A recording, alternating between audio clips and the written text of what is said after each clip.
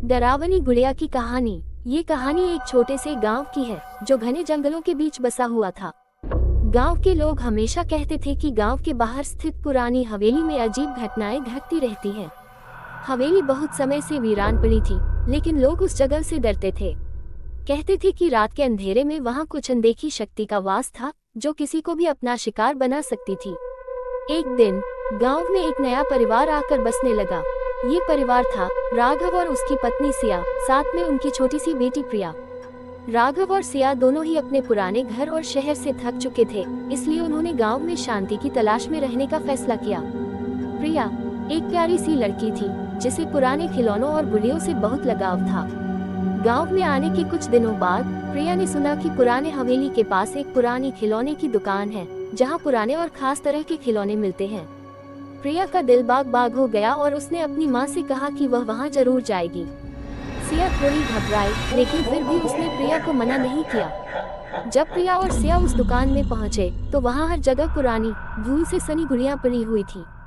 दुकान के कोने में एक छोटी सी गुड़िया रखी हुई थी जो बाकी सभी गुड़ियों से बिल्कुल अलग थी। उसकी आंखें काले गहरे रंग की थी और उसका चेहरा बहुत ही सफेद और मुड़ी हुई मुस्कान वाला था। उसकी मुस्कान जैसे किसी खौफनाक हंसी की याद दिलाती थी। दुकान के मालिक ने प्रिया को चेतावनी दी, ये गुड़िया खास नहीं है, इसकी आंखों में एक अजीब सा जादू है, इसे अपने घर मत ले जाओ। लेकिन प्रिया को वह गुड़िया इतनी पसंद आई कि उसने अपनी माँ से मिन्नती की। अंत में सिया ने गुड़िया खरीद ली, ये सोचते हुए कि शायद वह सिर्फ एक साधारण खिलौना होगी। जब वे घर लौटे तो प्रिया ने वह गुड़िया अपने कमरे में रखा और सोने चली गई। लेकिन उस रात कुछ अजीब हुआ। रात के करीब 2 बजे प्रिया की नींद अचानक खुली। उसे लगा जैसे किसी ने उसके कान में कुछ फुसफुसाया हो। उसने पलट कर देखा तो उसकी गुड़िया उसके पलंग के पास खड़ी थी। प्रिया का दिल तेजी से धड़कने लगा क्योंकि वह जानती थी कि उसने गुड़िया को पलंग पर रखा था। पर यह कैसे हो सकता था? डर के मारे उसने सोचा कि शायद वह सपना देख रही होगी और उसने फिर से आंखें मूंद ली। अगले दिन जब प्रिया उठी तो उसकी माँ ने देखा कि गुड़िया का चेहरा बदल चुका था। उसकी आंखें और बड़ी हो गई थी और उसकी मुस्कान और भी डरावनी हो गई थी। सिया को अब कुछ शक हुआ, लेकिन प्रिया ने उसे समझाया कि यह सिर्फ एक खिलौना है। लेकिन रात होते ही हवेली से अजीब सी आवाजें आने लगी।